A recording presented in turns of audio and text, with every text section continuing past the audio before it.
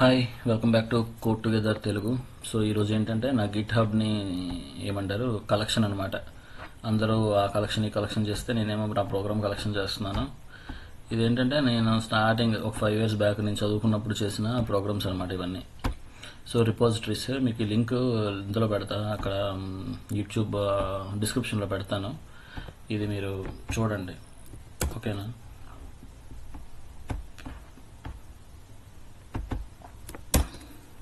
Okay,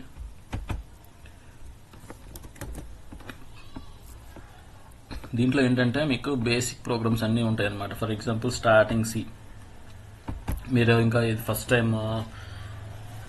మీరు students అనుకోండి, maybe ఏమంటారు అని first year engineering first year ఇలా చేస్తారు కదా, ఎలాంటి వాళ్ళకి ఇది బాగా యూజ్ అవుతుంది అనమాట. సో ఇందులో ఏంటంటే బేసిక్ ప్రోగ్రామ్స్ అన్నీ కవర్ అయ్యాయి. జస్ట్ ఒక్కొక్క దానికి వెళ్ళి చెక్ చేయండి. ఏదైనా మీకు డౌట్స్ ఉన్నా ఏమున్నా సరే నా స్టార్టింగ్ నా నెంబర్ ఉంటుంది, ఆర్ ఎల్స్ ఏమంటారు అదే మెయిల్ ఐడి ఉంది, మెయిల్ ఐడికి మెయిల్ చేయండి, ఓకేనా? ఏమైనా ఇష్యూస్ ఉన్నా, ఏమైనా మీకు డౌట్స్ ఉన్నా ఒకసారి ఇవన్నీ ప్రోగ్రామ్స్ అన్నీ చూడండి. ప్రోగ్రామ్స్ అన్నీ చూసుకుంటే మీకు లాజికల్ ఏమంటారు అనాలిసిస్ అనేది బిల్డ్ అవుతుంది అనమాట. ఓకే, దాంతోపాటు మీకు పైథాన్ ఊప్స్ గురించి, పైథాన్ బేసిక్ ప్రోగ్రామ్స్ గురించి అన్నీ ఉంటాయి మీకు.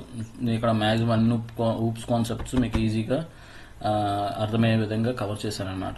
అప్పుడెప్పుడో చేసిన ప్రోగ్రామ్స్ మీకు క్లియర్గా ఉండడం కోసం ఇందులో పెద్ద మీకు లాజిక్ ఏమి ఉండదు, బట్ ఏ విధంగా కవర్ చేశారు అనేది మాత్రం మీకు అర్థమవుతుంది. మీరు కానీ చూస్తే మీకు అర్థమవుతుంది అనమాట. ఇది చూసుకుంటే ఇన్హెరిటెన్స్.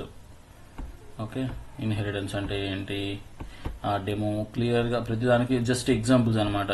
ఫర్ ఎగ్జాంపుల్ మీరు ఏదైనా ఏమంటారు దాన్ని, మీకు ఎగ్జామ్స్లో ఇన్హెరిటెన్స్ కాన్సెప్ట్స్ ఏమైనా ఉన్నాయనుకోండి, ఈ ఎగ్జాంపుల్ రాసి మీరు దాని గురించి జస్ట్ ఎక్స్ప్లెనేషన్ ఇచ్చారనుకోండి, ఈజీగా అయిపోద్ది అనమాట. సో ప్రతి దానికి ఎగ్జాంపుల్ రాయాలి మనం. దేనికైనా మనకి అప్పుడేదైనా మనకు కొంచెం మార్క్స్ అయినా, లేకపోతే ఇంటర్వ్యూస్లో కూడా వాళ్ళు ప్రతిదీ కూడా ఎగ్జాంపుల్స్తోనే మనల్ని అడుగుతారు తప్ప నార్మల్గా మనం ఏదో నోటుతో చెప్పేసామంటే వాళ్ళు ఏమి యాక్సెప్ట్ చేయరు. సో మనం ఎంత బాగా ఎగ్జాంపుల్స్ మనం ఇవ్వగలిగితే అంత మంచిది అనమాట. మేబీ మీరు ఇంగ్లీష్ కానీ రాకపోయినా, మీకు ఇంగ్లీష్లో ఫ్లూయెన్సీ లేకపోయినా, మీరు కానీ ప్రోగ్రామింగ్లో మీరు కొంచెం వాళ్ళు ఏదైనా అడిగిన ప్రోగ్రామ్ మీరు రాయగలిగారు అనుకోండి, ఈజీగా మిమ్మల్ని సెలెక్ట్ చేస్తారనమాట. సో ఇందులో ఏంటంటే మ్యాక్సిమం అన్ని ప్రోగ్రామ్స్ పెట్టాను. ఇవి సి ప్రోగ్రామ్స్, జావా ప్రోగ్రామ్స్ ఉంటాయి. ఇవన్నీ ఇప్పుడు చేసినవి ఏం కాదు, ఎప్పుడో నేను చదువుకున్నప్పుడు చేసినవి. సో అప్పుడు ప్రోగ్రామ్స్ ఇవి. బేసిక్గా మీకు ఏమంటారు చాట్ జీపీటీ అని చాలా ఏఐస్ వచ్చేస్తాయి, ఈజీగా దొరికేస్తాయి. బట్ అదేంటంటే మీకు కొంచెం కాంప్లికేటెడ్ చేసేస్తుంది అనమాట. దీంట్లో ఏంటంటే కొంచెం ఈజీ స్టెప్స్ మేము ఆలోచించి ఒక్కొక్క ప్రోగ్రామ్ రాయడానికి అట్లీస్ట్ 2 days ఇలా పట్టేది మాకు.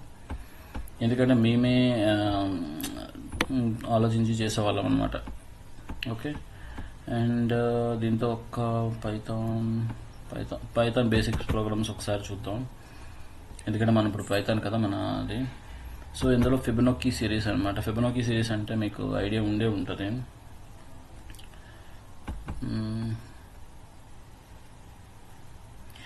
సో ఫిబొనాకీ సిరీస్ అంటే ఇక్కడ చూడండి, ఇది ఎన్ని నెంబర్స్ కావాలి అని మనం రాసాం ఎన్లో.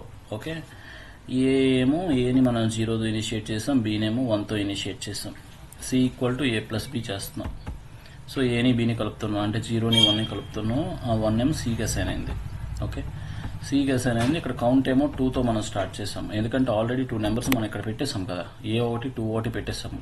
సో కౌంట్ అనేది 2, అది అందుకని మీరు కౌంట్ 0తో పెట్టారనుకోండి 2 నెంబర్స్ ఎక్స్ట్రా వస్తాయి. సో ఇలాంటివి అనమాట. అండ్ ఇక్కడ ప్రింట్ ఏని చేస్తున్నాము, దాని తర్వాత బీని కూడా చేస్తున్నాము. సో 2 నెంబర్స్ ప్రింట్ అయిపోయి, సో కౌంటర్ ఆల్రెడీ 2 అయిపోయింది. సో ఇప్పుడు వైల్ 1, ఫర్ ఎగ్జాంపుల్ వాడేమో 2 ఇచ్చాడు అనుకోండి, ఇక్కడ if count equal to N 2 ఉంది కాబట్టి ఇది ఇక్కడ బ్రేక్ అవుతుంది అనమాట. ఓకే, బ్రేక్ అయ్యి print C and count plus 1 equal to 1 ఇలా అవుద్ది. కాకపోతే ఇక్కడ ఒక చిన్న ఇష్యూ కూడా ఉంది. For example count equal to n అని పెట్టాం కదా మనం, ఇది అప్పుడు పెట్టాను కదా. ఫర్ ఎగ్జాంపుల్ కౌంట్ వాడు జస్ట్ 1 ఇచ్చాడు. Okay, 1 equal to so initially ఇది ఏంటంటే ఎన్ అనేది ఎక్కడుంది, ఎన్ మనం ఎక్కడ ఇంక్రిమెంట్ చేస్తున్నాం, equal to N. Okay, so ఇక్కడ కౌంట్ అనేది 2తో స్టార్ట్ అవుతుంది, కానీ ఇక్కడ ఎన్ వాల్యూ ఏమో 1 ఇచ్చాడు. సో ఈ కౌంట్ అనేది 2 తర్వాత ఇంక్రిమెంట్ అవుతుంది తప్ప డిక్రిమెంట్ అయితే అవ్వదు కదా. సో ఇప్పుడు 2 count equal to n. So n value ఎంత, 2 ఇచ్చాడు, n వాల్యూ 1 ఇచ్చాడు, కౌంట్ వాల్యూ 2 ఉంది. సో ఇది ఆల్వేస్ ఇంక్రిమెంట్ అయిపోద్ది. సో ఇక్కడ ఫెయిల్ అవుద్ది అనమాట మీరు ఆలోచిస్తే. కానీ ఇది నేను అప్పుడు రాశాను కదా, అప్పుడు ఈ లాజిక్ నేను ఆలోచించలేదు. సో చూడండి మీకు అర్థమవుతుంది, ఓకేనా. సో ఇక్కడ ఒక చిన్న బగ్ ఉంది. సరే, ఆ బగ్ గురించి తర్వాత ఆలోచించవచ్చు. ఆ బగ్ని మీరు ఏ విధంగా ఫిక్స్ చేయాలో ఆలోచించండి. కానీ ఇక్కడ వచ్చేసరికి లాజిక్ ఏంటంటే ఏ బి ఈ రెంట్లు కలిపి సిలో పెడుతున్నాము. దాని తర్వాత ఏంటి అంటే ఫిబొనాకీ సిరీస్ అంటే ఇప్పుడు ఎక్సెల్లో చూపిస్తాను అండి. సో ఏ వాల్యూ 0 ఉంది అండ్ ఇది 1 ఉంది, ఈ రెండు కలిపితే 1. సో ఇది థర్డ్ వాల్యూకి వెళ్ళింది. దాని తర్వాత ఈ వాల్యూ అండ్ నెక్స్ట్ ఈ రెండు వాల్యూని కలపాలి. సో 2 అయింది, ఓకేనా. ఇప్పుడు 1 వాల్యూ 2 వాల్యూ కలిపితే 3 అయింది, ఓకే. ఇప్పుడు 2 వాల్యూ ప్లస్ 3, అదే ఈ రెంటిని 2 ప్లస్ 3 ఎంత అయింది, 5 అయింది.